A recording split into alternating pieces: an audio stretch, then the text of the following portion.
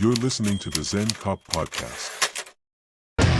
Guys, welcome back. Mac Rollins, Zen Cop here. This is the Zen Cop Podcast, Season 2, Episode 6, and I'm super excited to have Joey on the show today, also known as 9mm Musashi on Instagram, and also the moderator and operator for the Police Post Training Instagram account, which is a sister account to the Police Post. So, Joey, welcome to the show. I'm really excited to have you on and to talk about a lot of very interesting things. Some will be California specific, as this is the last of the California Dreamin series, but we're also going to dive into a lot of personal stuff and especially your outlook and mindset when it comes to this job and overall when it comes to life. I really admire your outlook and perception and optic when it comes to accountability, the mental fortitude that it takes to be a good person overall. So welcome, and for the audience, give an introduction to Joey. Yep, so I was born in Japan, did a lot of my growing up in Massachusetts and Southern California. I got to go to UCLA on an Army scholarship. The day after I graduated college, I started LAPD's Academy, and the day before I had just commissioned as a lieutenant into the Army Reserve. Went through LA's Academy, worked a couple of divisions there, and then lateraled up to Northern California in 2016. I work patrol full-time, and then I am also on our SWAT team. I'm one of our firearms instructors, first aid instructors. I teach our new hire orientations. And then on the Army side, I'm still in. I'm a reservist. I'm a captain. I just finished up company command last year. I've been a section OIC, a platoon leader, an executive officer, and a company commander. My family still lives in Southern California, and then my wife's family all lives up here, which is actually why I'm here. I'm actually now policing in our hometown. And then I got onto social media about 2016, 2017. So there's the 9mm Musashi page, which is just kind of me posting whatever random stuff that I'm into. And then I got the fortune of falling into the Police Post Training page, which I've been running, like I said, since 2017. And really what I'm trying to do with that page is kind of influence the way that the profession is viewed and trains. So big emphasis on training, personal development, all that. Now, having said all that, I'm just a nobody. I'm just on social media, just a random dude posting stuff. And ultimately what I'm trying to do with social media, I want everyone to have what I have. And that's kind of why I'm on there in the first place. It's not about me. It's about influencing our profession and making connections with other people. Awesome. So Joey is going to be the last and final guest for the California Dreamin series. And we started that series a few episodes ago. Hector Bravo was my first guest, and he sort of gave an in-depth look to the CDCR system, which was really eye-opening for me. And then we went into Megan McCarthy, who shared her experience with her shooting and the justice system overall and kind of all the stuff that she went through dealing with California. Marlon Marachi, who was a really interesting guy to talk to, sort of covered the internal workings of IA, working for LAPD and all that stuff. So that was neat. And ultimately, I want to close that, or close this series rather, with a patrol perspective. And so when I came across you, recommended by a friend from work, and also Adam speaks very highly of you, I'm going to have Adam back on the show sooner or later this season. But I liked the perspective from one, you being former LAPD and now Northern California. So you have two different perspectives from two different parts of the state, and then also the patrol aspect of what you're dealing with now. So the social media stuff is huge. I think that there's a fine line between the TikTok cop stuff and then what we're doing. And I think that with social media, we can put out so much information, just like this podcast, just like all the other stuff. And I could probably go on YouTube alone and update some post certs, even though they wouldn't really count. But point being, glad you're here. And for the audience, I think that there's a limited, I guess, scope from what the average person, and I know a lot of my listeners are cops, but a lot of them also are not cops. And I think the majority of people don't really understand how patrol works these days versus it, 10, 15, 20 years ago. A lot of good things have changed, but a lot of bad things have also changed. So I would like to start with just some of the basics and more specifically from a patrol perspective. also being a Bay Area resident and employed in the Bay Area, what would you see right now as some of the challenges that we are facing as law enforcement in California? I think one of the biggest things right now is definitely optics and how we're doing stuff. And I think it's huge. Every time I post a video where the officers are doing a great job, I just had one, this week where I posted an SFPD shooting, and just procedurally it was extremely solid. And I had somebody comment where they said, I don't really like the police, I'm not a fan of them, but this cop did everything right. And when we do stuff in a manner that leads the average citizen to say that kind of thing, even if, regardless of if they are or are not fans of the police or have had bad previous experiences, I think procedurally that's probably one of the biggest things that, as a profession, we should never sacrifice officer safety, but we should be doing stuff in a manner that makes sense and is defensible. And a lot of that does come down to how the officer is trained and how they're handling themselves. And there's been a huge shift in my career, starting with LAPD. When I started, we didn't have body cameras down in LA. And then I came up to the Bay Area. My agency was actually one of the earliest agencies to adopt body cameras, but it was not mandatory to use them at all times. I don't know what the policy was because that was before I came here. But ultimately, by the time I got here, it was mandatory for all calls. And I think it's a really good tool because the amount of unfounded complaints that have been filed against me where it was just a straight up lie, immediately unfounded by our internal affairs unit. And then it also gives us the ability to kind of look back on the incident as a patrol shift and have a real time, or not real time, but an accurate depiction of what was going on, just for training value. So again, everything does come down to, it's a different world. We as cops have to evolve with that. The public's expectation of us is higher than it's been in the past. And like I said, we need to evolve and we need to stay ahead of that. And by being highly trained and capable police officers, that's how we stay ahead of that curve. Yeah, the body cam stuff, we got that. Well, we have them now. They're slowly being integrated. And we had this kind of Wazoo in-car camera system. We got updated a few years ago. And everyone freaked out initially and was like, oh, my God. And those things have saved more asses than they've burned over the years. And I think people are starting to see that. Even the public, too. I think there's a portion of the public who is a little bit upset that the body cams were doing too good of a job eliminating a lot of what could have been pen to paper investigations and IAs that are now just sort of, nope, this didn't happen, here's why, which is awesome. So yeah, I think it's a good thing. I think transparency is a good thing. And especially with what we're facing now, you brought up training, and training is something that I think, we all say it, we don't get enough of it. But with retention and, now with what we're dealing with, this will be, I think, 4 years since George Floyd, which is crazy to me, but we're approaching that anniversary. And I think for the first time in a few years, we're seeing people who are going, okay, I think I could do this. I think I could be a cop. I think I could, actually do that job, versus 2 years ago, we had all the guys that would have been good cops go and do something else. So we're sort of seeing that come back. And I guess,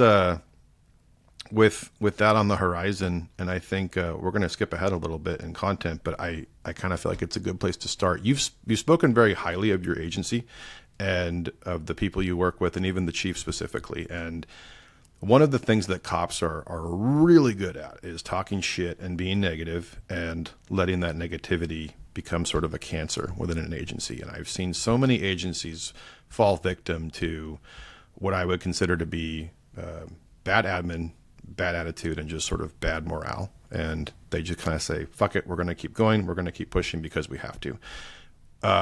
When it comes to the department you work for, and I share the same sentiment, I work for a great agency. It's not perfect, but no agency will ever be totally perfect. When it comes to where you work, and I know that's something we want to keep offline, what do you think makes an agency somewhere that's either someone wants to stay or that someone wants to apply? It's what I've said before of top-down leadership. people know if you're being fake or phony. And I've seen this, on the military side of things too. If you generally or genuinely invest in your people and believe in the mission and get your people every opportunity to get them training, to sit down with them, get to know them, people pick up on that and they appreciate that. And so you talked a little bit about negativity, and as you said, no agency is perfect. Every agency is going to have its problems, and we're not exempt from that. We have negative Nancys, of course. And just anecdotally from my own observations, it seems that the people who are most negative are the ones that are bringing the least to the table. And I kind of try to preach a lot on police post training, this concept of extreme ownership and leadership at every level. You don't have to be a chief or a sergeant or whatever to be a leader and to contribute positively to a good work environment and a good culture. And I think the more you can embrace that and get people at every level to buy off on that they are a leader, I think that's what contributes to a good work environment and a healthy culture, which translates to cops doing a good job and having good interactions with citizens. And so one of the things that I've mentioned in the past, but our chief will come into our briefings and kind of explain his rationale for why the department may be going a certain way. And he knows each one of us. I get a handwritten birthday card every year on my birthday. But one of the things that kind of strikes me is you've probably seen some of these agencies that have massive hiring bonuses for laterals. And our city, or specifically our chief, will not do a hiring bonus, but he'll do a referral bonus. So he will give employees money for referring their friends to work for the department, but not to bring, he's not going to pay some stranger to come work for him. And I think that says a lot, because I think that can kind of cause a little bit of a rift, where if we have somebody who's been here for however many years or however many months, and then some brand new person shows up and gets some crazy hiring bonus, I'm sure that doesn't feel fair to that person. So having that where, and our chief has said this before, where his biggest asset are his people, and the best recruitment tool is your officers, because they're the ones that are going out, hanging out with similar-minded people, and either attracting or not attracting people to that department. That's interesting. I think quite a few people just wrote down what you just said about the kind of the reverse bonus, whatever we want to call it. That's a fantastic idea. Looking at places like Alameda, I think they just offered $80K for a signing, and sounds like a lot of money. That's great for all the people who are listening, and those who are getting into this career field. I always tell people you should be wanted and needed, not just needed. In my early years, I was applying with a few agencies, and this was during the recession, so it was pretty slim pickings. But I applied with Stockton PD, and my background took maybe a month and a half, and I was just like, wow, that was quick. And they were just like, yeah, we love you, we want you, calling me by the wrong name. Hey, thanks, Mike. I'm like, no, it's not my name. Just too quick, right? Too good to be true. So when we have this new incentive, I guess, and I never really thought of it that way. My agency doesn't offer hiring bonuses. They do for the jail, but not for sworn. Our jail employees are non-sworn. But I could see that causing some issues about how I've been here for 15 years and this guy gets 80 grand. Like, what's up with that? That could cause some problems. But yeah, for the audience and for the newer guys, be careful where you apply. And if they're hiring with a large incentive, it's for a reason. It's probably a lot of reasons. So I encourage people to, I always tell them, don't talk to recruiters, because they're just going to do their job and tell you how great it is. Go find someone on the street, buy them a cup of coffee, and pick their brain for 30 minutes and just see what the internal workings are, and have an honest conversation with the beat cop about that agency. And you'll probably walk away feeling better or worse about applying there. So I like that. And it sounds like you guys have a good, just the chief being present mentally and literally. So that's good. It sounds like he's involved. And I, working for a PD myself and going to a sheriff's office, there are some differences politically, but it sounds like you guys have a good guy in office right now. And LAPD, I did want to go back to that for a little bit. sort of in contrast, I mean, working for a fairly large, one of the largest in the world, nation, versus where you are now. What was that like going from LA to Northern California? Again, it was a little different at the time that I was down there. It's changed so much in the, what are we at, 8 years now since I left. So at the time, I actually, I did enjoy my time tremendously down in LA, but there certainly was that undercurrent from a lot of the officers that admin didn't support you, didn't care about you, etc. So kind of just to tell a couple of stories to contrast my experiences. I had a day where one of my classmates had been injured and her partner was killed on duty. And so I went down to the hospital and I was in full uniform. So clearly I'm an LAPD officer, and I get into the elevator and I get onto the elevator with Chief Beck and Mayor Garcetti. And I say, "Good morning." And Chief Beck kind of looks me up and down, doesn't respond, and just looks away. Contrast that with a few weeks ago at my department, we're having SWAT training. And I told the story on another podcast, so I apologize if anyone listened to the last podcast I was on. But we're having SWAT training. We're having a little team meeting in the conference room, and our chief pokes his head in really quickly and just says hi. And we make eye contact really quick, and he ends up walking out after he said hi to us. And then later in the day, he texts me and he says, "Hey, Joey, give me a call when you get the chance." So I called him, and he said, "Hey, it looked like there was something on your mind. Are you okay? Like, is everything okay at home? Blah, blah, blah, blah, blah." And, I told him I was probably just having an ADHD moment and kind of just tuned out or zoned out.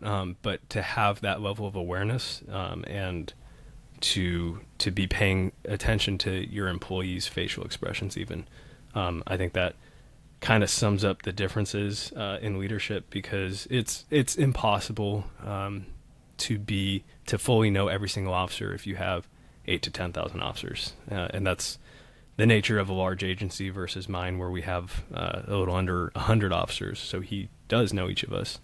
But I think there's also a degree of, when you're in a position like that, you can show that you care, even if you don't know that individual. And I think on the Army side of things, I think generals are great at, acting like they care and being charismatic and engaging with a private or whatever. But that was kind of a big letdown or disappointment, because just a few months earlier, when I was graduating LAPD's Academy, I got the Top Shot Award and the top overall recruit for my class. And so I shook his hand several times, and he's, saying this whole spiel about how great it is for the department to have me. And then a few months later, when I'm visiting my classmate whose partner just got killed, he just ignores me. Yeah, that's it's contrast for sure.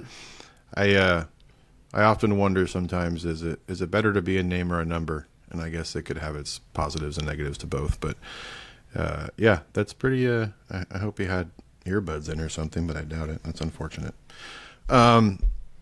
So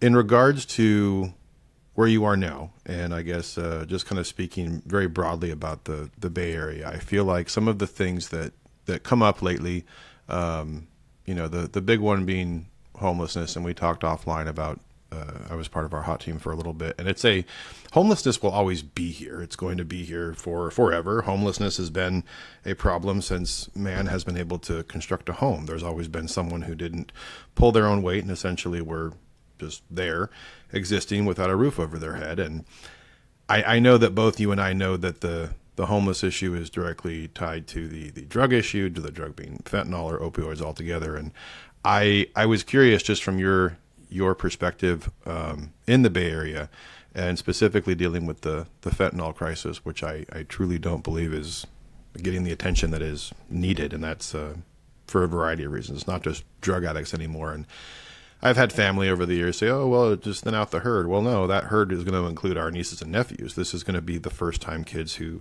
try to, they take a Xanax at a party. And I've seen it in my county. I'm sure you've seen it where you work, where it's not just criminals anymore doing drugs. It's everybody who's falling victim to this. So for that aspect of it, overall, not just necessarily for your agency, but what do you see currently, and I guess for the future, for the opium or opioid epidemic we're facing right now?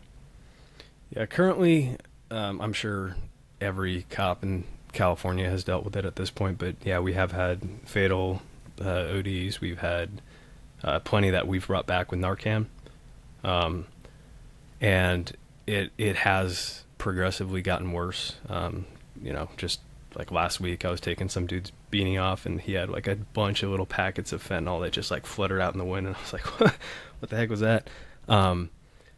So I'm hoping, and we've kind of referenced the pendulum. I'm hoping that people at some point realize what a serious problem this is, and recognize that we have to be taking more action against it. What specifically that is, I think that could be kind of a range of different things. And before I was a cop, in high school, actually, I volunteered at a homeless shelter, and I know how many of the people who are in these situations, they have had their free will destroyed by addiction. And the stories of how someone started in the first place vary, but nonetheless, what you're looking at is kind of the shell of who that person once was. And they may say that they're fine the way they are, but they don't want to be like that. So getting people effective treatment is going to be part of the solution. And really part of the problem has been how fentanyl has been manufactured in all over the place, really. But you were talking with Megan about kind of the precursor chemicals that have been, you can literally just get them shipped. And I would recommend everybody to read the book Fentanyl Inc., I think it is, that basically talks about the precursors and how things get modified and changed, and how it is a huge issue, and it is extremely dangerous, and people just don't realize it. And a lot of it is, like you said, people are mixing stuff and they don't even know that they're taking fentanyl. And when you're cutting stuff with fentanyl, you're going to get varying concentrations. So some of it might be not at all in that batch, and then some of it might be, just an immediately fatal concentration. So that's, to be honest, I don't know what the long-term solution is. I'm hoping that people see how serious it is, and I hope that kind of deters people in a sense. But there's a lot of nuance to this problem, and there's a lot of different things that need to happen, and it's never going to go away. But whatever steps we can do to reduce the number of people dying is going to be huge.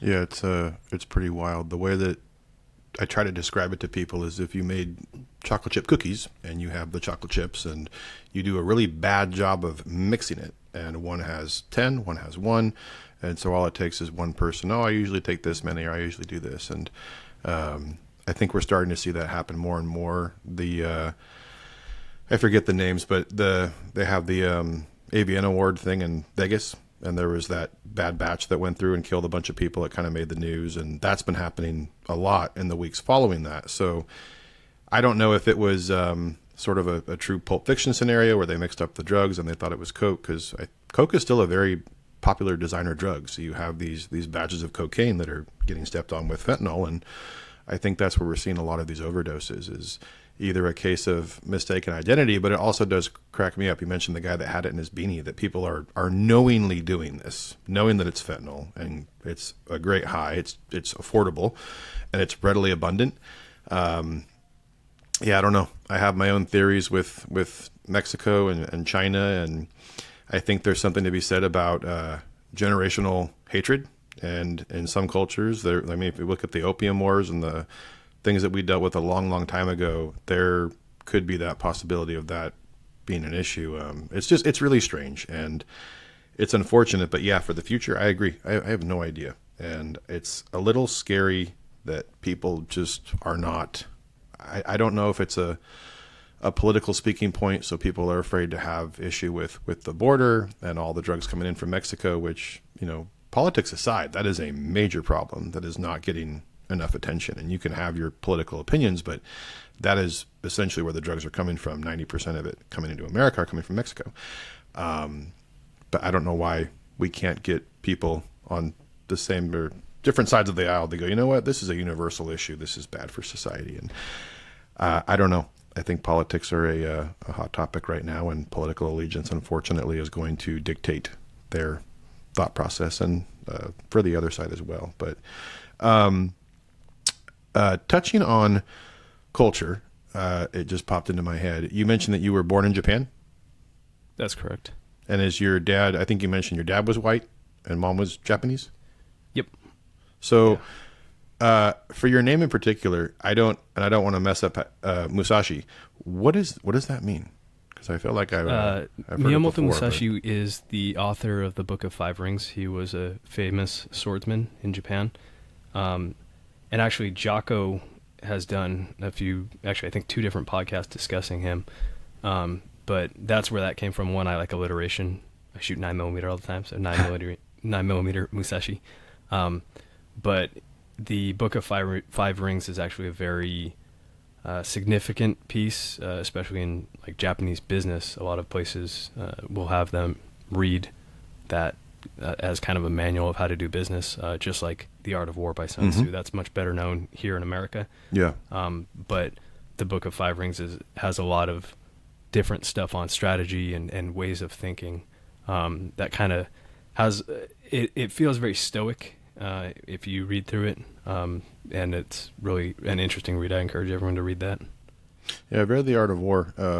That was a super popular book in the 80s too, for the 90s as well, where it was like a lot of businesses would use their model, or however you want to say it, and reference that book a lot. Japanese culture in general in the 80s was actually really popular in the business community. Well, cool. Not that we have to get super into it, but how did your parents meet in Japan? My dad was studying Japanese abroad, and my mom was one of the TAs in his class, actually. Nice. So they met. He came back to America for a bit. They wrote each other all the time, and then ended up getting married. She came out here. Then the family went back to Japan. I was born back there, and then we came back to America. Cool. Was your dad in the service or no? I can't remember if that No, everyone kind of assumes that, but no, he's not. Okay. So I do want to talk about, go back to training for a little bit. We mentioned some of the stuff. I'm also a firearms instructor. I love teaching, and I cannot, if you're listening to this and you like teaching and you're good at it, more importantly, good at it rather than liking it, there's not enough good people involved in the education system within post and within all that. So if you have a knack for it, by all means apply, get out there. And then you can also just be a teacher among your team too. I always tell people that trainings don't have to be official. You can do something on site, off site, whatever it takes. But one of the things that has caught my attention after listening to some of your podcasts and also just reading is this very sort of focused mindset that you have when it comes to tactics and training, but also more importantly, the mental aspect of it, which caught my attention more than anything. And I guess if there was, I know there's a lot that you could offer in terms of advice, but for someone who's getting into this job, for someone who doesn't really have a grasp on the totality of what you will see, hear, smell, taste, and touch as a cop, what is something you can offer them in terms of advice when it comes to the mental mindset and sort of that mental tactics, if you will, that they can use for their future as a cop? Yeah. What I love about your podcast is it's called the Zen Cop Podcast. And I think there's a lot to be said about having an internal sense of balance. Ultimately, I think most people that I know of get into this job because they want to help people. But if you're not in the right headspace, you're not really going to be effective as a cop, because if you have your own internal battles that you're dealing with, it makes it that much more difficult to help other people with their problems. So having some sense of internal balance, having your house in order is what I always like to say, where you have emotional maturity. And that's one of the biggest things I see in some of these videos that I'm watching. It's like a contempt of cop issue, and it gets unnecessarily escalated. It really is not that big of a deal if somebody pisses you off, if you don't show it or you don't let it get to you. Like, that is a sign of great strength and mastery of yourself. But we frequently see people taking the bait and doing something stupid that ends them up on the news or in a lawsuit or whatever. So having that emotional maturity, being able to kind of analyze yourself in real time and think, what am I feeling and why, and what can I do about it? A lot of this stuff that we deal with on the job it's not a new problem. Somebody at some point has dealt with what you've dealt with before. So one, having that personal mastery of yourself, two, having the knowledge of the job that helps you effectively work through these problems. And then also the important thing is having a good support system, whether that is your family. I think that's going to be a huge thing for a lot of guys, or your coworkers where you can bounce stuff off of them. Where I think we need to be careful as a profession is that it doesn't turn into you're always hanging out with your coworkers and going out and drinking, because as I'm sure you're aware of the negative impacts that alcohol has on you. But that's kind of one of those things, same thing with the military, where, you know, you get in a group and you have some beers or whatever, but alcohol is really not good for you, just from a health standpoint, but also in terms of how you're processing stuff, because your body's trying to process the alcohol out, and that can cause some other problems if you're trying to deal with some stress or trauma. So that's kind of my caveat if you're using coworkers, is just make sure it doesn't turn into war stories and alcohol all the time. Yeah, I encourage people to, and they tell you this in the academy, just don't have cop friends, which is fine. I have a lot of cop friends, but that's because I'm friends with them because I work with them and I enjoy hanging out with them. But when we do hang out, I don't really feel like we talk about work. So I have one friend in particular who, he's very social, but he'll even tell you, stop talking about work. And it actually is a good habit to talk about anything but. Yeah, I agree. Alcohol is bad. It's bad if you abuse it, or you use it to escape, or to, I guess just self-medicate or cope. That's when you should probably start paying attention to it. But yeah, there's all kinds of things that I think we have to sort of experience and go through, learn from it, and then move forward. And I think a lot of guys who get stuck, or they get in a rut and they can't move forward, that's where we have to introduce, not necessarily an intervention, but a plan or an escape or something. And I think there's a lot to be said about culturally, sort of, that's kind of just one of those things that isn't really talked about. And that's kind of why I started, and we didn't really talk about this offline, but one of the main reasons why I started what I was doing was some personal experiences that I went through and seeing loss at work, and just sort of trying to figure out how can I help, and how can we create a platform where it can be an open discussion, because there's too many, tactics and all this stuff. I can go on Instagram and I can create a, quarterly training for range in about 30 minutes because of the stuff I could see. And it's great that stuff's abundant, but not enough speaking points are directed towards, mental health, mental wellness, focus, and all these things that I feel like are becoming more prevalent now. And it's good to see them integrated. But for guys like you and I who have been doing this for a few minutes, this wasn't really a thing 10 years ago. And even longer, going back to the older guys, it was not even a question. You did not get to talk about it.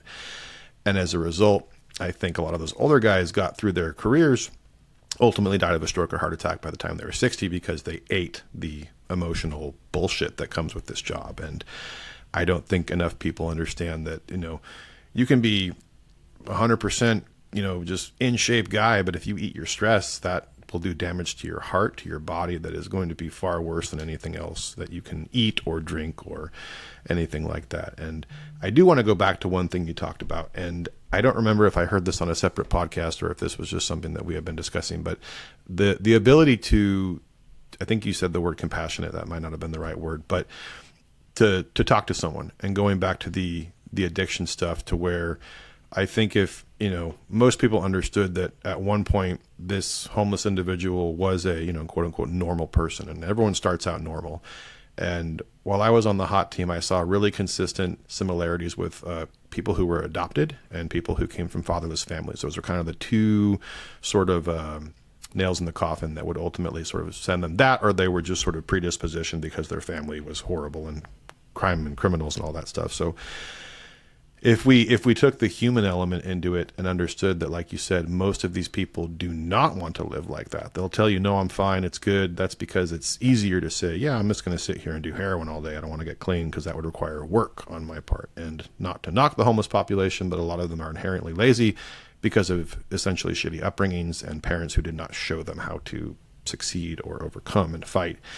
And there was one incident that you spoke of before, and I can't remember the exact nexus, but essentially you took over for a team that had gone off shift, and it was a lady who was pretty much being pretty rude the whole time, and just with some basic conversation, you guys were able to find that common ground. So like you said, I think that if you got into this job to tell people what to do, I mean, you're going to have a miserable career. And if you got into this job to talk to people, you'll be fine.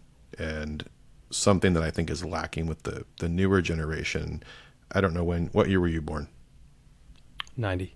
So you're just at that cusp to where you still probably had to talk to people throughout your childhood, teenage years. I was born in 85. So cell phones were around when I was a kid, but not really.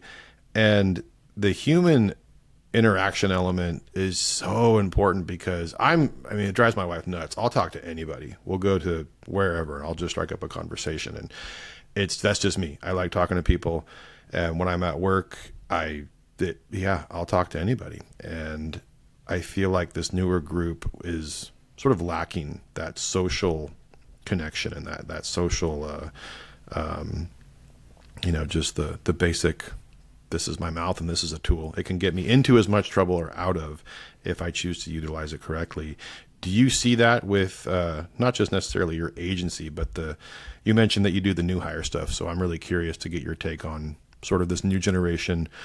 What is lacking and strengths, if any? It's sad to say. I can't really think of anything that just go, oh yeah, they're great at this, because a lot of them really aren't great at a whole lot. And we have to sort of mold them into these cops that are going to be decent. But do you see anything, I guess, just glaring or of concern with the newer guys that are hitting the road these days? I think across the board, not necessarily just at my agency, I think the people we've hired recently have actually been pretty solid. But I do see, again, as a national trend, the kind of lack of social skills. And like you said, you talked about like cell phones, right? For me growing up, like when I first got my cell phone, that was an emergency communication tool for my parents if I needed to get a hold of them. Like I wasn't using, you had like X amount of minutes per month you could use, right? Yeah. Like I wasn't talking on my phone or texting and doing, you had however many texts per month. It's like $1 a text or something. Yeah. Whereas now, obviously, like there's so much stuff. It's easy to spend hours and hours on your phone. And I'm guilty of it too sometimes. But one of the things for me, like we didn't have a TV in my household growing up. And a lot of my childhood was spent, out with my friends on bikes out in the middle of nowhere. And as long as I was home by dinner time, there wouldn't be a problem. Even when I got my first smartphone, I was like well into adulthood at that point, and like I still wasn't using it for a whole lot other than communication, right? Whereas now, like a phone it's just a whole different thing. So one of the things related to that's problematic that I see, not necessarily with my department, just as a whole, is this like the TikTok cops, right? That clearly, and I don't know any of these TikTok celebrity types personally, but from the outside it appears that they got into this profession so they could get a uniform to dance and have their little light rings. And I frequently see within a couple of years they leave the job but continue to make TikToks in uniform. So it's almost like this like stolen valor kind of situation of using the uniform for clout. And obviously, I'm on Instagram. That's how we connected. And yes, I post videos of myself training or whatever. But I think the intent is different, where I'm not doing it. I'm not trying to make myself famous. As I said at the beginning of this, I'm a nobody. And it's not done for theatrical purposes. It's done to try to provide value to the community and to educate people. So that is the whole TikTok cop thing is a big pet peeve of mine. Just grinds my gears. Yeah, it's funny. I didn't even really realize it till you said it, that I've seen them around and followed them or not. I really can't remember. But ultimately, like, I just feel like they didn't, maybe 3 years, and then they retired or they left and just stopped working. Yeah. Yeah, I could see the newer generation, the social media. I mean, I love social media for what it does in the positive, but I despise it for, what it does in the negative. And there's a lot of negatives, but for me, the positives definitely outweigh it for what we can put out in terms of content. I think about just information sharing alone, even for us, work-related information that we're able to put out to the public. When my agency first got Facebook, then we were really hesitant to do a social media thing. We had a 10851 like the first day it went live, and people were posting the car. It was a really unique hot rod that got stolen, and they were posting pictures of it in real time on our Facebook page as it was driving around the county. So it was sort of a neat thing that happened that made it positive. But I don't really know. I guess it's that old saying, and I'm probably going to screw it up, but you're doing the thing for the right reasons when nobody's looking, when no one's taking a photo or a video. And, I feel like there's a lot of cops lately who want to be a cop, but they want to appear to be a cop and not actually do the work. And the work is the best part. That's the part that we all signed up for, good, bad, or indifferent. We wanted to help people and make a difference. My rule is that I just want to change the part of the world where I work and go home and make an impact. And some of the newer kids, I share your appreciation for quality candidates. Our agency still, we get a lot of laterals, which is nice. We get a lot of guys who are essentially bouncing from Southern California, Bay Area, and coming over to us, which is nice. But I do have some friends who work for other agencies, not just here, but the East Coast as well. And they are shocked at the quality or lack thereof of these new hires who are essentially walking out the door with a gun and a radio and going 10-8 and just sort of, okay, we'll see what happens, and with the social justice reformation efforts that were from 2020 on, I don't think society who is in favor of those efforts understood the cost and the risk that came with it. Whereas we sort of created a lot more Derek Chauvins and we created a lot more George Floyds by crime and criminals tripling in numbers, being emboldened. And now we have these cops that probably would have been told, no, thank you, we'll call you, don't call us. They're now driving in a patrol car. Eventually, those two individuals will meet again, and we will experience another pendulum swing. That's the part that sort of scares me the most in terms of the future and in terms of a lack of, I guess, just interest. But the good news is, like we talked about earlier, I think that is fading away, and we're sort of having to reinvent this career field as, showing that it is a good career field. And it is. It comes with a price, and I don't think a lot of us understand the price when we sign up. It usually comes unexpectedly and in the form of a very horrible incident or something that we experience that just sort of has that price tag that we don't know the cost until it affects us internally. On that note, we've talked a lot about mindset and wellness. In terms of the physical aspect, you seem like you're pretty active in what you do, and the SWAT stuff and range instruction and all that. Can we talk a little bit about, I guess, just sort of things that you do that would help some of the newer guys? And I know that this is not specific to California, but I try to create, the aspect of, any cop could essentially take something away from an episode if it helps one person, that's fantastic. But talk to me a little bit about just, I guess, the physical and mental mindset, but also physical and mental wellness and what you do to help keep that going. Yeah, the biggest thing you can do for yourself as a cop is to keep your physical fitness up. I think that cops that are physically fit are going to be calmer under pressure and make better decisions. And, you kind of mentioned just a little while ago about how we're hiring people that maybe wouldn't have made the cut before. And I've always felt that one of the biggest issues in law enforcement that's caused the most problems is cops not being in the right mindset and not being properly trained for the situations they're going to be in. So again, physical fitness, if you see anything that I do on police post training, you'll see I'm regularly plugging effective fitness training, which is the fitness side of what we do on police posts. And that is a great program because it kind of makes a complete, well-rounded fit cop as far as mobility, agility, strength, cardio, and every program is designed for a cop and the time restraints that we have on the job. So I would recommend that. If you can do like doing jujitsu, I know that's like kind of the big trending thing right now is like all these cops saying, "Oh, just train jujitsu," but it is such a good thing because one, you're just going to get your ass kicked every single time you train, but by repeatedly being exposed to that environment, you just become a lot more calm under that kind of pressure, and obviously you're learning the skill sets that are very translatable to a physical struggle to get someone into custody. Our department does allow an hour on the clock to work out, which is awesome.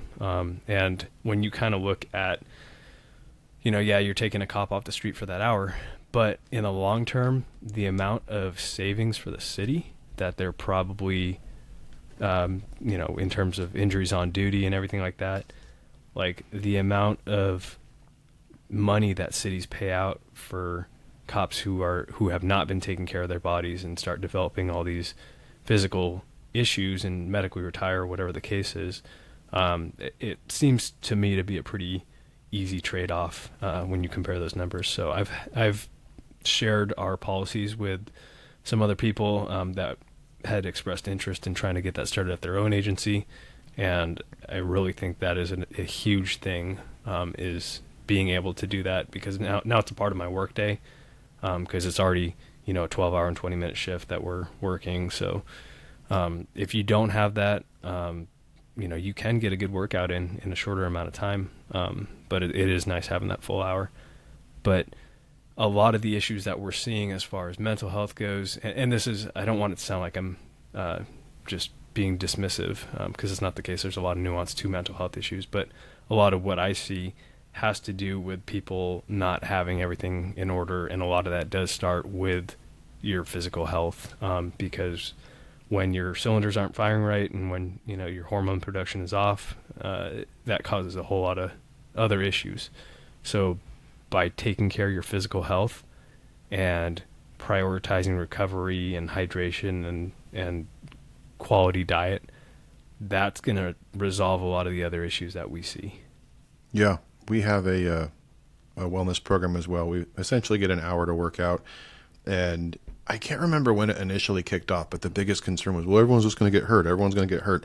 And actually nobody got hurt. I mean, we do have some injuries. I hurt my back like 6 months ago, but 2 days I'm back, whatever.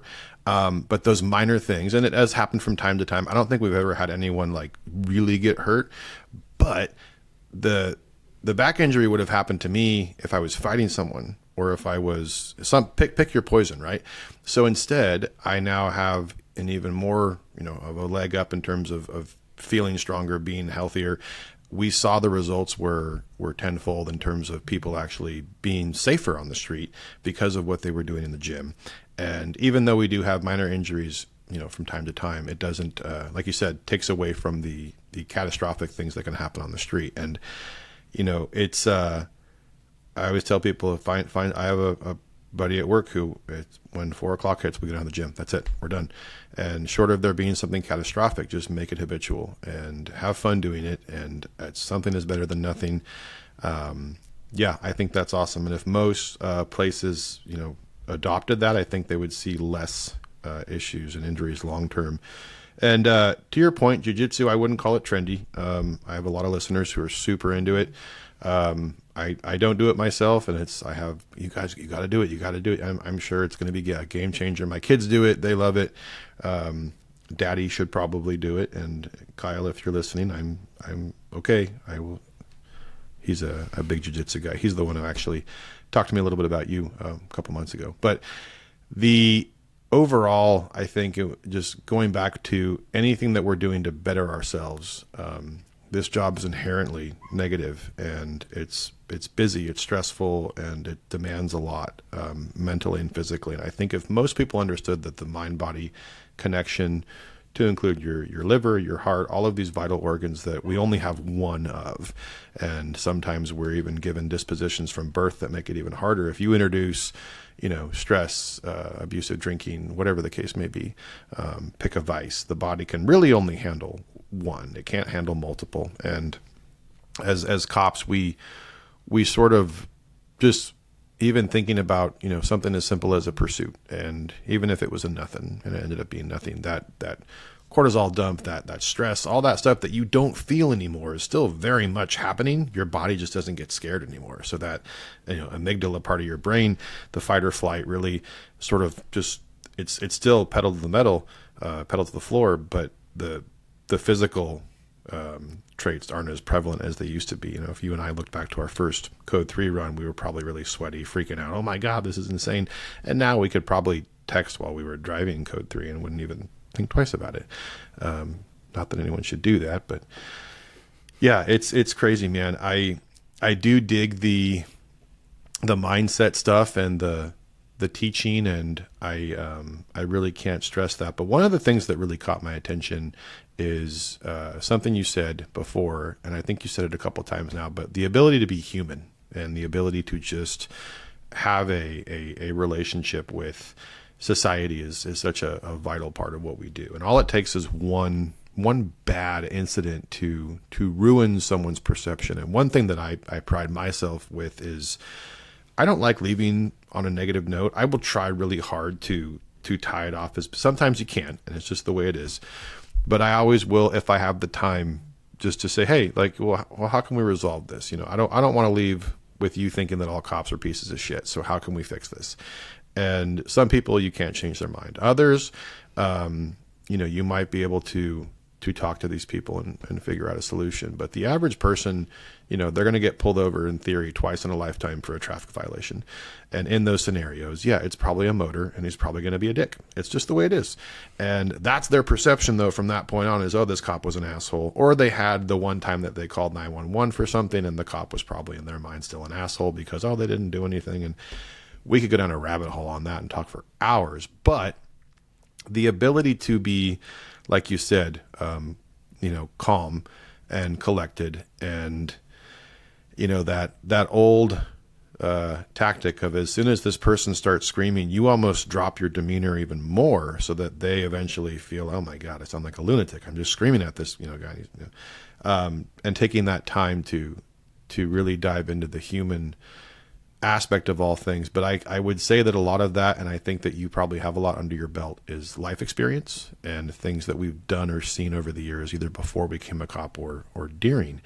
But for the people who are listening, and I know we keep going back to the sort of the guys who are coming on, I guess, if I had to pick your brain on what creates that, I would probably say life experience and just things that you experience over the years. But what is something that you could, I guess, pass on in terms of, empathy, humility, I guess just experiencing things to create a more well-rounded version of yourself as a cop? One of the things I always like saying is everyone has a story. Make your own one worth telling, and always be willing to listen to someone else's. And I think having that just always kind of at the back of my head, and recognizing that there is beauty in everything in the world around us, and there's always something that you can take away from an encounter with someone, good or bad. You can always learn something from it.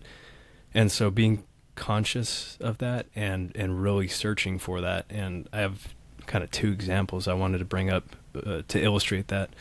One is actually just from this last week. I started talking to the door greeter at one of our big, department stores, who's, kind of there to try to deter shoplifting, but obviously doesn't really work all the time because shoplifters know their policies.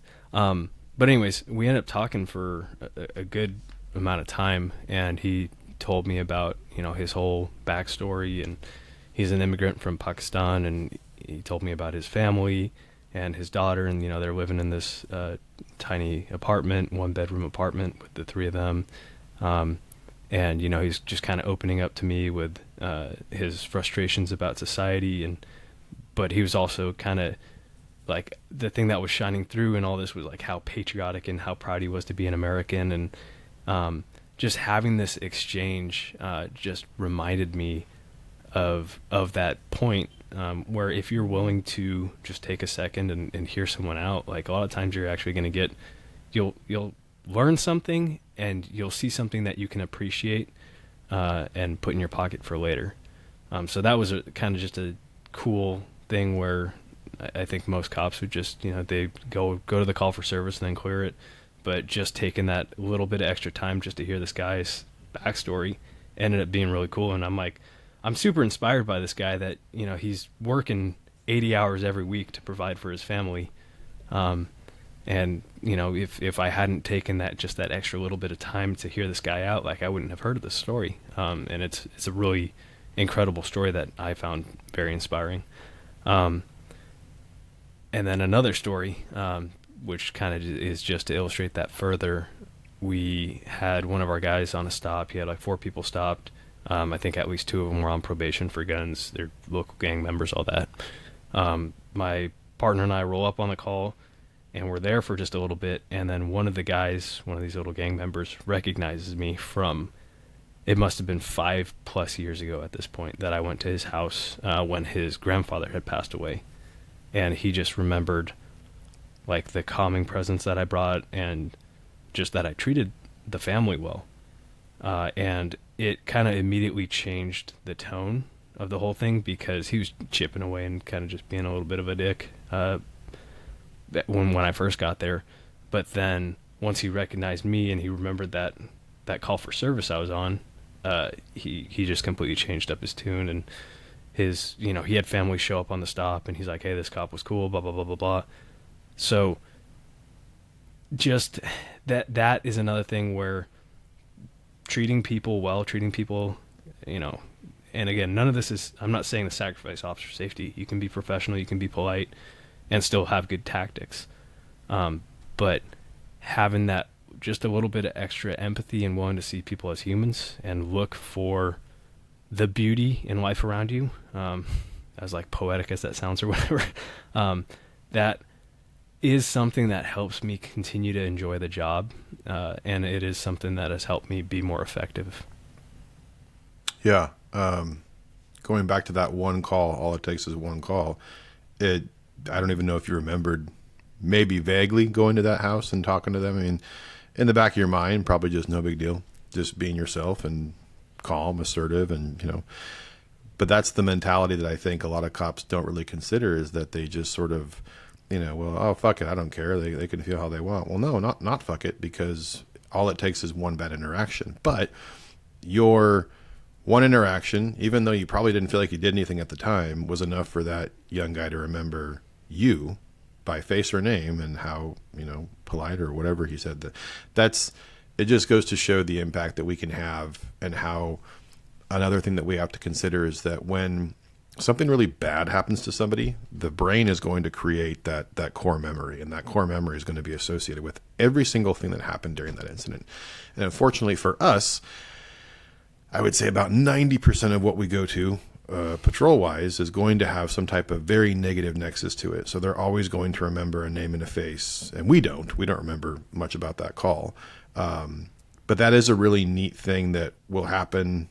Even if you have a couple of years on, eventually you're going to meet someone again or see someone again. And I love, one of my personal things, I love seeing guys just kind of get their shit together. That's my thing.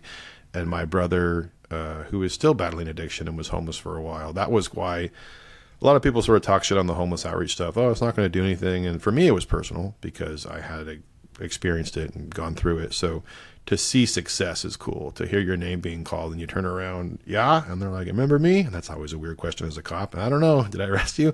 Yeah, lots of times. But, and you're like, wow, you got your kids back, like all this great stuff. And that doesn't happen often, but when it does, it kind of makes you just sort of check that internal box of, I guess I am doing something right. And, you know, for a job where you're going to go call the call some days, it is very difficult to try and give 100% every time. It's impossible. And there will be days where you just can't.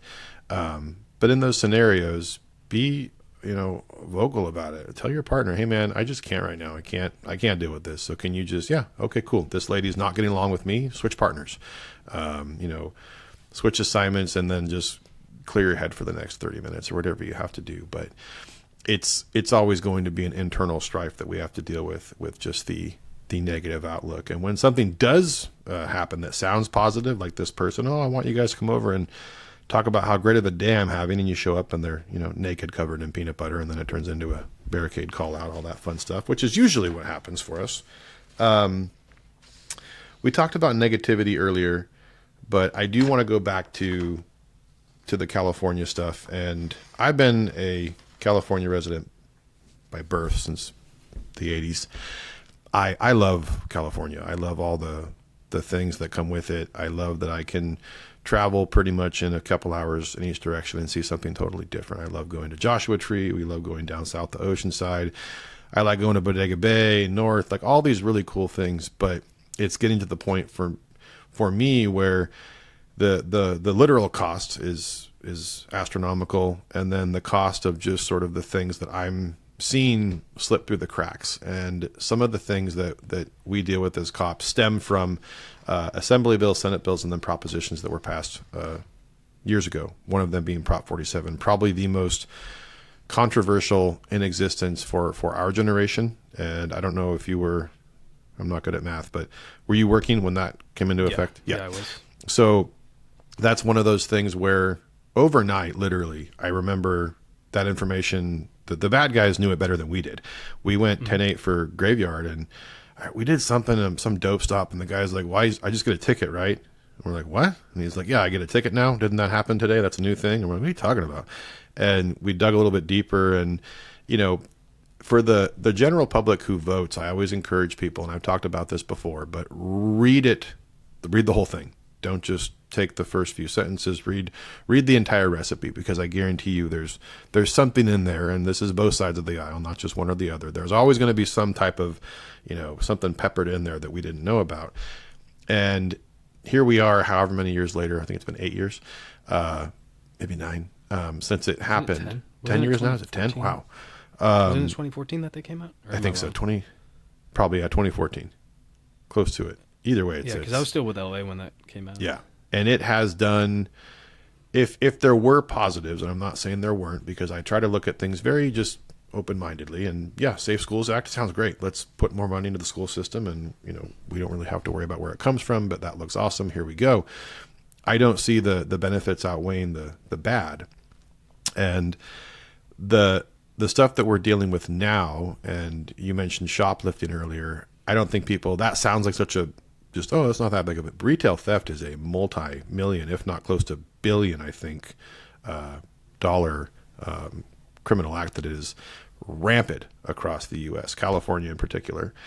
And I feel like for the first time in a long time, we are seeing the true results of these, you know, propositions that have passed in 57, also AB 109, all of these things that in theory sounded awesome, but ultimately sort of made things a lot worse.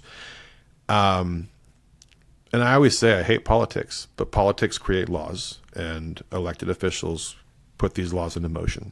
And as California residents, both of us, I think that we could say for the first time in a long time, a lot of the stuff that has been pushed forward and approved over the years is now tearing us apart internally, financially, and economically.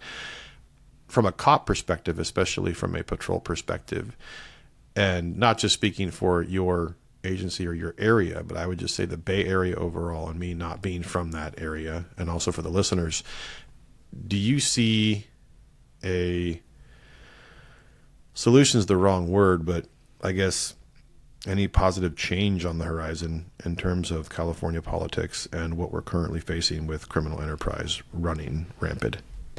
Yeah, I see that a lot of these cities, in particular San Francisco, is looking at kind of making some changes from a policing standpoint and from a law standpoint. And I think one of those things is when politicians see that businesses are leaving, and I'm sure you're aware of how many businesses have left San Francisco. And when citizens are getting pissed off, you look at Oakland and how upset people were, how the mayor ran that recent town hall to where only like a handful of people were actually able to get in and talk.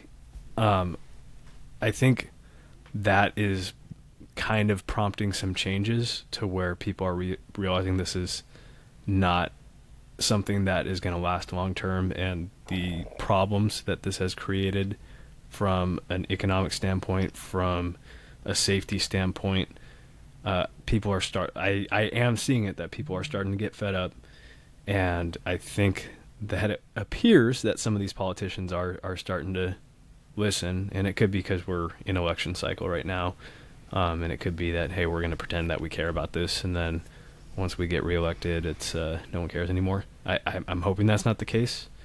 It very may well be, but I'm hoping that, it's kind of one of those things where when people get hit in the pocketbook, and specifically when businesses are leaving, that's a really big tell. And I think that a lot of these city councils and mayors are getting worried because of that.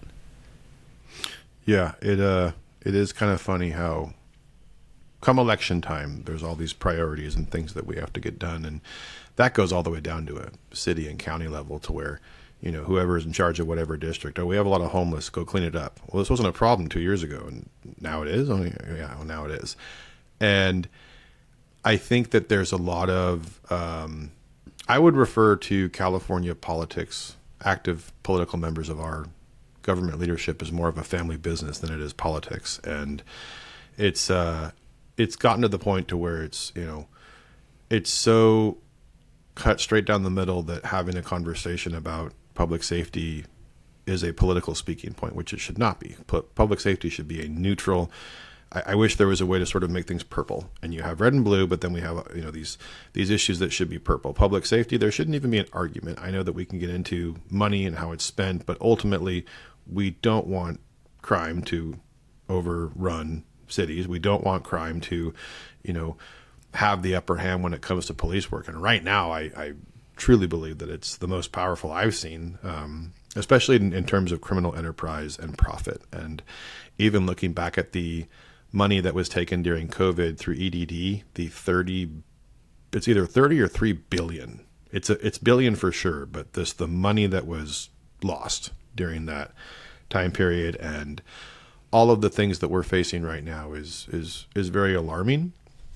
And I think there's some stuff on the ballot this year that I encourage people to look at. And some of my previous guests have talked a lot about those things. And unfortunately, I don't know if there was a solution. It's not going to be anything that will change overnight. I kind of feel like we're looking like at a 10 to 20 year reversal. It's that toothpaste theory, right? It's really easy to squeeze everything out, but to put it back in is a lot of work and very challenging. So yeah, I don't know. And then just thinking about California cops, and we talked a lot about proactivity and reactivity. And specifically lately, I feel like a lot of cops are, the newer ones especially, the go get 'em mentality. And like you said, you do the new hire stuff. We have a program called Glock Transition where we basically do the firearms portion. We have DTAC and all this other stuff. And I feel like a really consistent fear for the newer guys is the fear of getting in trouble. And I always tell people, you should be getting in trouble, not bad trouble, but you should be making mistakes. That's okay. You're going to make lots of them throughout your career, and any good supervisor or FTO will stop you before you get hurt, killed, or fired. But it's okay to even as a seasoned cop, to make a mistake, to say, oh, I screwed that up. But in order to make mistakes, you have to move. You have to go out there and start getting your hands dirty. And I think it's an odd combination of fear and not knowing. Or I know for you and I love when I can say, I've never done that before. Show me, because I've never experienced it, never done it. I'll take that assignment. I'll take this because I haven't experienced it yet. And I feel like a lot of newer cops are faking it, or they're just like, please don't call on me, please don't call on me, sort of turning their head away because they're afraid of that either embarrassment or exposure to new things. But from your perspective for California policing, being an instructor in a variety of ways, do you see I guess, sort of fear-based mentality, even for the good new hires? I'm just talking about the younger ones, not necessarily lateral, but a sustained fear for, quote unquote, getting in trouble or doing the job and then being exposed to the possibility of making a mistake. I've honestly seen kind of the opposite, where I feel like our new people are, we have our little daily bulletin that goes out and goes over what this shift did. And I feel like our new people are the ones that are just, really getting after it, which is awesome. And I'm hoping, obviously I don't work the weekends, so I don't know, but when I see people from those shifts, it seems like a lot of that does have to do with a good culture. It seems like the sergeants are enabling these new officers to spread their wings and make mistakes where appropriate, and keep them from doing something really stupid. However, in watching some of these BWC of like bigger cities, I do see some trends that are a little concerning. I think one does go back to there seems to be a lowering of hiring standards just across the nation. And like you said, people that maybe wouldn't have made the cut before are making it. So I am seeing that in some BWC that I watch. And I also think that a lot of people are getting handicapped by policies and procedures. And that kind of translates to them, while it might look like they're hesitant, but it's because they're trying to hit this checklist that they've been, forced into, right? Mm-hmm. So I think it is there. And I think the best way to prevent that from becoming a bigger issue is, one, ensuring that people understand best practices, industry best practices, officer safety. And we do, if a department is not going to change the culture, like the profession as a whole does need to change its culture, because you're always going to get departments that all they require is their officers shoot 30 rounds a year. And part of what I hope to do with social media is create a positive peer pressure where we're constantly saying that's not acceptable, that's not good enough, like get out there on your own time, because if you wait for your department to provide you the training you need, you're going to wait your whole career. Mm-hmm. And I think people don't realize when they get into it, that, hey, over 100 cops get killed doing this job every single year. And like, I don't want to be the next one. And that's why I dedicate as much time as I do to trying to develop my skill set in this profession. And I'm hoping that that translates through social media to kind of a sense of urgency to do that on your own end. Yeah. For some of the videos that you guys post, Adam, I love the comments, because minus just the bullshit ones that are just there to troll, but the dialogue, even though it does sound like people are arguing, it's hard to interpret a text, but it's good to see people talking about it. I don't think this was a bad shoot. Well, why? Or I don't think this. And there was just a lot of dialogue going back and forth that, ultimately, and I've seen some guys just say, DM me, and they just start talking, or they'll just create a dialogue off the post. But that is something that I think is super important in terms of the social media stuff and content. And now with all the technology that's out there, it's almost like you could look up, any critical incident, shooting for the most part, that's going to have almost total transparency and a really just sort of open, honest view of looking at it. And, to Adam on my show, can't remember exactly how he said it, but sometimes de-escalation is, 900 feet per second, and that's the way it goes. And there's not always a perfect way to end a scenario, but sometimes it does end with a lethal force option that is actually a form of de-escalation and protecting the public. So yeah, that does go a long way. I'm really stoked to hear that. That's great that there is a vibe out there for the younger guys. And for the audience who doesn't know, you'll hear a lot of cops say weekends. Weekend Graveyard, in theory, should be the most junior and the most proactive team out there. And I know that it's almost the same across the board. When I was on Weekend Graves, we were all young. We went through sergeants like underwear, and it was just chaos. But it was fun, and it was all the time. There was always something to do. And if there was downtime, then you would just drive around and find something to do. And if there wasn't a bad guy to arrest, you would find someone to just instill fear into, that they'd stop screwing around, they'd go away, or whatever the case may be. But just constantly putting pressure on crime and criminals is something that can be and should be something that you enjoy doing when you're younger. And obviously as you get older, you can change shifts, go to days, whatever. But I think that a lot of that comes from management, and it comes from supervision. And you said the S word earlier, sergeants in particular. If the right people are promoting, and the right people are going out there and instilling that mentality, and giving their guys the comfort's the wrong word, or maybe it's the right word, that they trust their supervisor, and they're going to go out and do all these great things, knowing that if they do make a mistake, that they can go to that supervisor and say, hey, I screwed this up, or go into their supervisor to ask questions. And we all know, we've all worked on shifts where our supervisor was someone that we not necessarily didn't get along with, but we just didn't trust and couldn't go to with certain things. And, you sort of had to sergeant shop a little bit. That shouldn't be, in theory, it shouldn't be a problem, but that goes to an admin level, to who they're promoting and who they are choosing for, the selection process for promotions. And they're not all going to be zingers, but they should all be, for the most part, someone that has done enough to where they could have someone new come to them and say, I have a question, and they should be able to answer it, or at least have an idea. And if not, don't lie. I'll go find out. I'll come back in 15 minutes and I'll have an answer for you.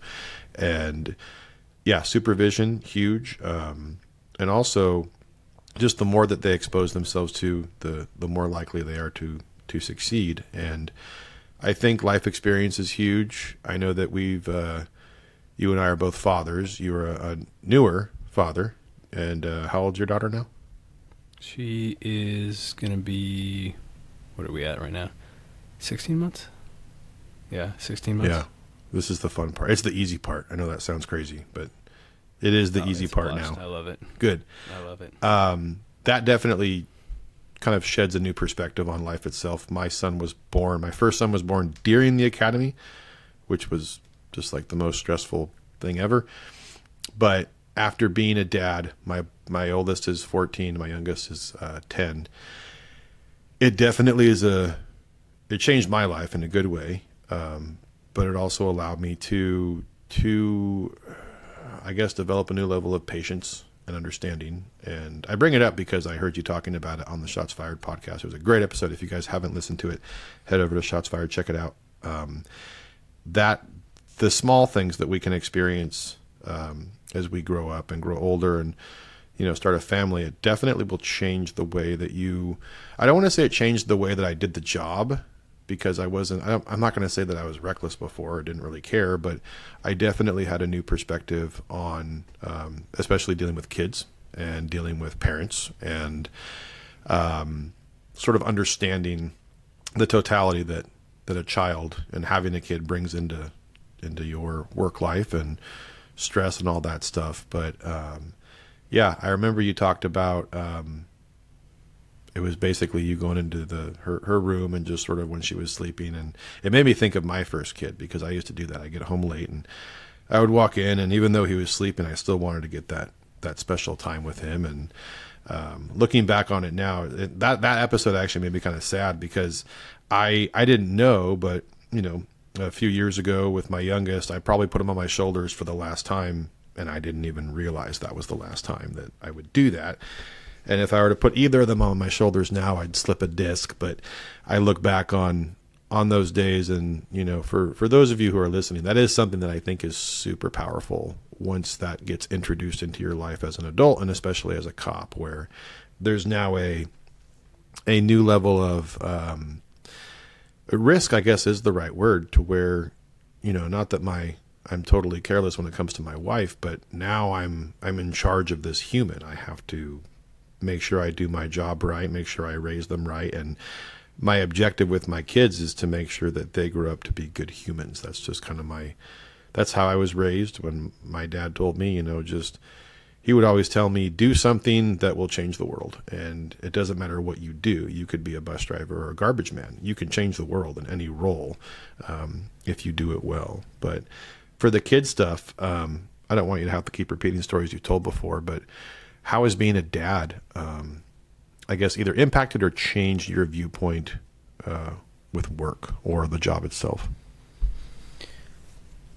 Yeah, it's, I talked earlier about like finding beauty, and I think it's one of those things that helps keep me grounded, and it definitely has changed like how I see stuff. Now that my parents are grandparents, and we recently, my wife's grandmother just passed away, but seeing her with her great grandchild, and honestly, like sometimes now seeing like death investigation stuff, just natural death, it definitely affects me more. I'm not gonna lie, and I think a lot of that does have to do with now I'm a parent, and thankfully since my daughter is born, I haven't dealt with a dead kid call, but I'm sure any cop will tell you that that's kind of one of the worst case scenario things, and I've unfortunately dealt with that.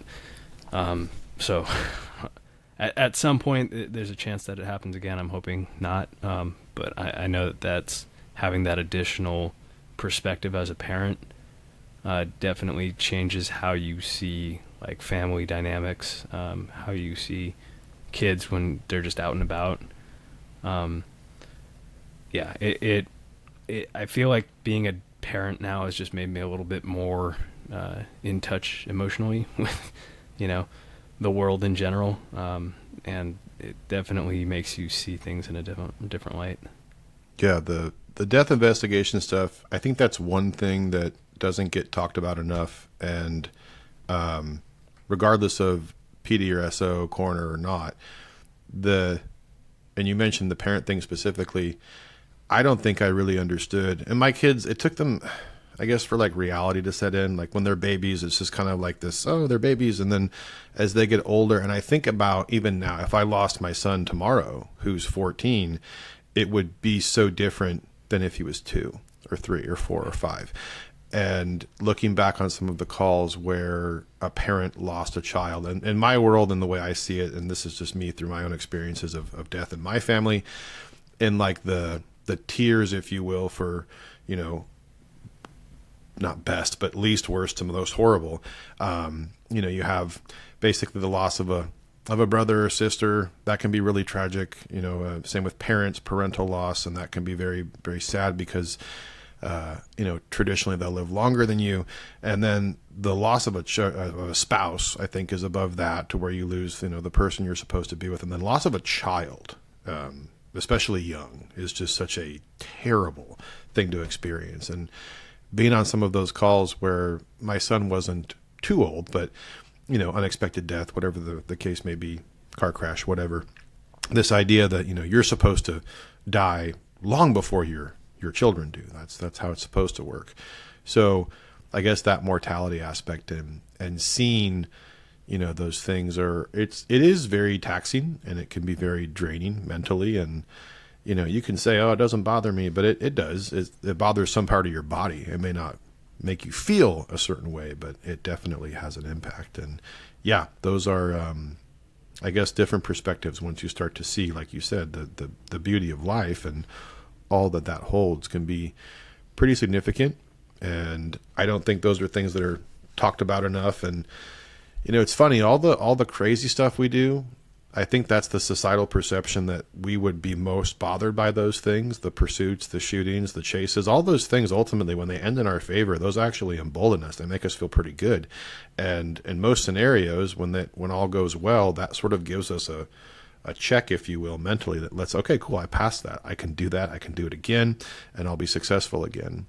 It's some of the small stuff that I don't think we really recognize as an employee, or we recognize culturally that there's so much other stuff that will do more damage, but yet it's one of the things we talk about the least. And that's definitely a different perspective and takeaway for what we experience as cops. But yeah, I can tell you it gets better and it gets more fun. So as they get older and they start talking, one day your daughter's going to put a full sentence together, and it's going to be awesome because eventually she's going to develop an opinion, and then your life changes drastically. So, no, she's already got one. Oh, I bet. Yeah.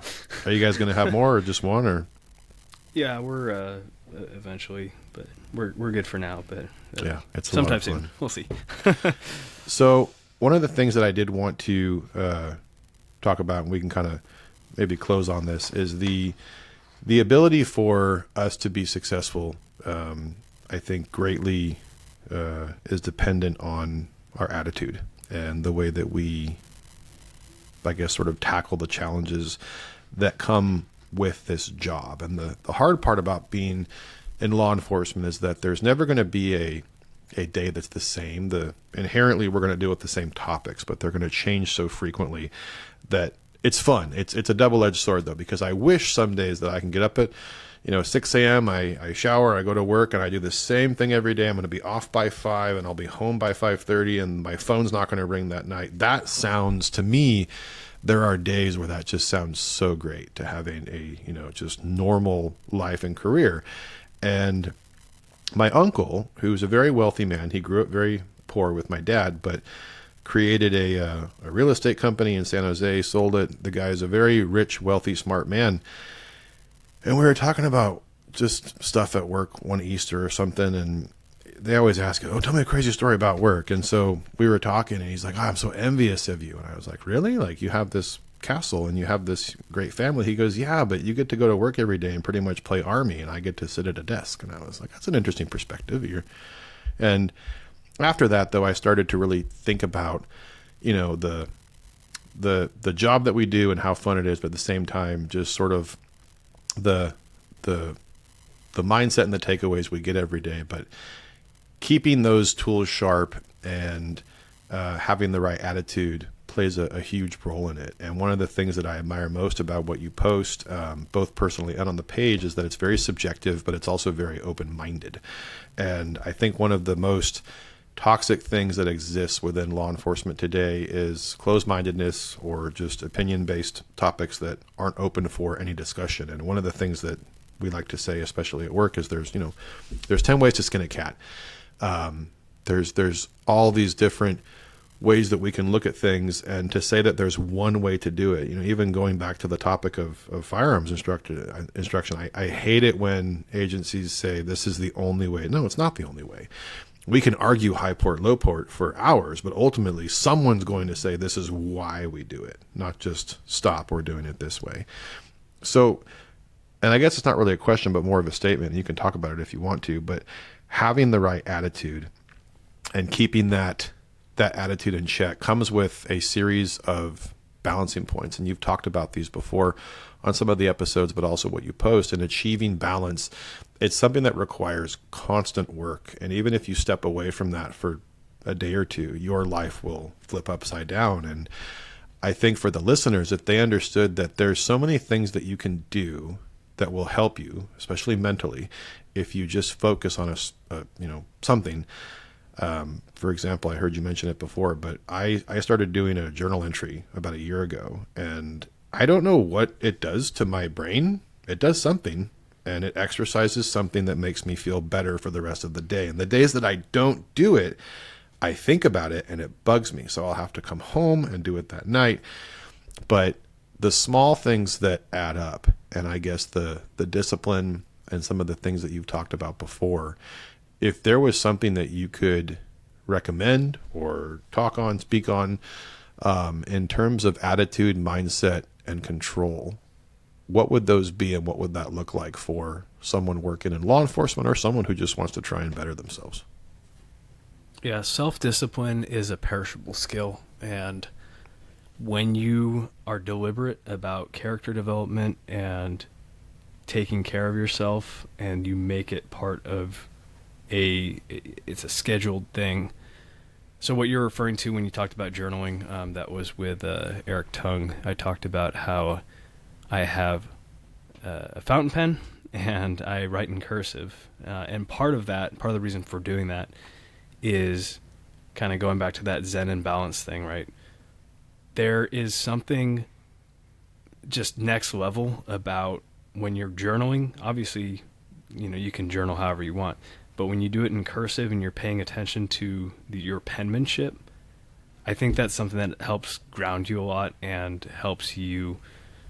It focuses you on a different way because you're actively trying to like create beauty, if you will, and being able to appreciate, one, your own penmanship. Two, I'm kind of a nerd, so I like fountain pens and watches and stuff like that. But having a nice fountain pen that you manually ink instead of just like a Bic disposable pen, it's one of those things that for me personally, I really enjoy the beauty of that, and like the like going back to martial arts, like the kata of it, like the ritual that goes into that. And I'm not saying that everyone needs to do that, but finding some sort of ritual that helps ground you and helps you look for beauty and just refocus yourself, I think is extremely beneficial. And then the other thing, as far as working out goes, when that's a discipline thing, I don't always want to work out. But one, human beings thrive on challenge, and when you do something that maybe you didn't want to do, or it's going to be tough, and you get through that, that's something that kind of, the body keeps track of everything, right? Keeps score. And you're kind of putting something in the positive bank where I did something challenging that's good for me. And going back to what I said as far as discipline being a perishable skill, when you don't do something and you let yourself continue to skip workouts and continue to eat crappy, that's the opposite effect, right? So having both of those things where you have some type of challenge and something that builds discipline that you're continuously doing, I think both of those are huge for your personal development that help you be more effective as a human being just in general. Awesome. I agree. I think this is a good place to leave it. Joey, thank you so much. I really enjoyed talking with you. I enjoy your outlook. And guys, for the audience, can you give out your social media contact info real quick? Yes, of course. So the personal one is 9mm.musashi, 9mm Musashi. And then the other one is Police Posts Training, all one word. And those are the two that I run. Awesome. Well, guys, this will be the wrap up. Thank you again for listening. And Joey, thank you for the advice. Thank you for the words. This has probably been one of the first episodes where I genuinely appreciate the advice. And I like when, especially cops can sort of not let their guard down, but just be honest about how they feel. I think there's something to be said about feelings and the culture. The older culture, basically, feelings don't exist. You can't talk about them. Well, no, there's so much tied to our jobs emotionally that it would be almost impossible for us to not feel or not to have a sensation or a feeling when we experience certain things that are inherently negative. So I applaud you for your honesty and your candor and demeanor and empathy. And I think all of that collectively makes you a really good cop. And if most people understood that their success in their careers, right, it's just a job, but it's also a calling. And we have to understand that if we are not good humans internally and mentally, we're not going to be good servants for our community. We're not going to be good cops. We're not going to be good leaders.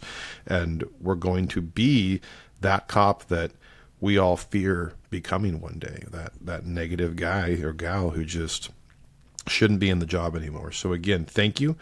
Guys, please check out all the other podcasts. I won't list them all because I'm probably going to mess it up, but there's tons out there. I really enjoyed the Shots Fired podcast, and I forget his name, but you mentioned it earlier, Eric. Yeah, Eric Tung, Blue Grit Radio. That's the one. And the other one is actually Iron Sights podcast. Iron Sights. I keep saying Shots Fired. Yeah. Shots Fired is the Citrus Heights guys. Also a good podcast. Sorry, messed that up, guys. But thank you. I appreciate it.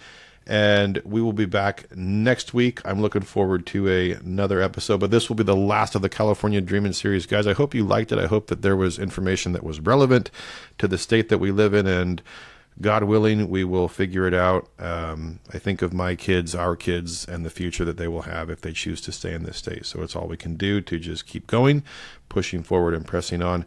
Guys, thanks again so much. Joey, thank you again for being here, and we will be back next week. Stay safe, guys. Have a good week. Thanks, Joey. Thank you.